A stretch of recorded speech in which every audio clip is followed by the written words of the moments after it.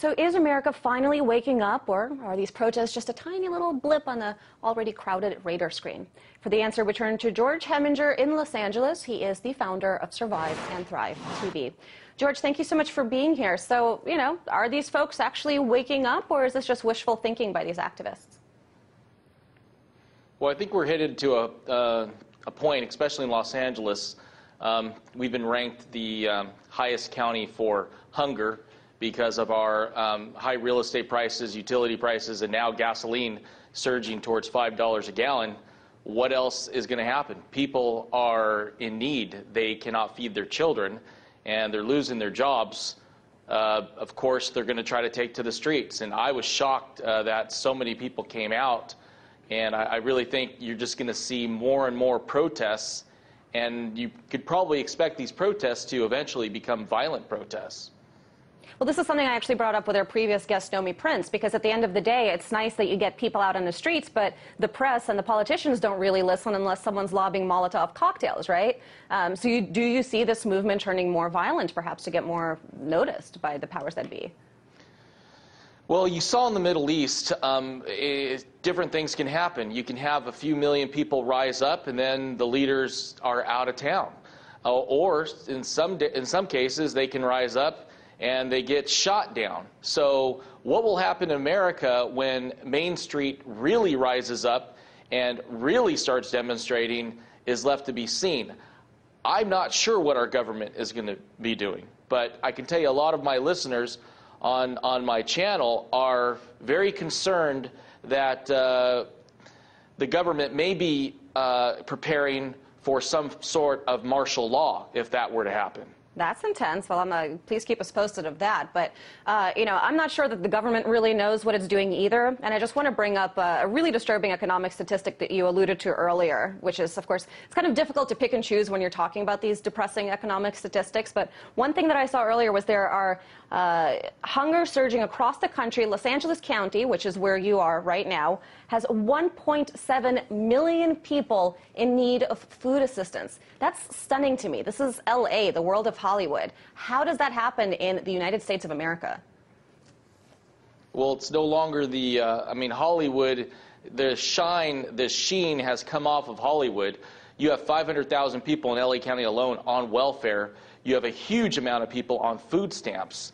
And disability, some type of welfare program for the government.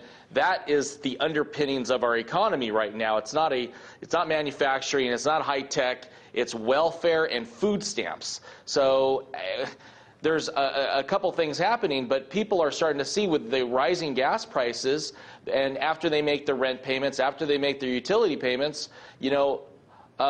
Johnny is asking for more food. Hey, Dad, can I have that hamburger? No, son, I don't have the money to go get you a hamburger. And that's what's happening right now is literally parents are coming to the realization that they don't have the money to buy food for their children. Just go to the grocery store. I mean, it's incredible, the price increases that we're seeing, but we supposedly don't have inflation. Well, tell that to people on a fixed income, or tell that to people that are relying on food stamps.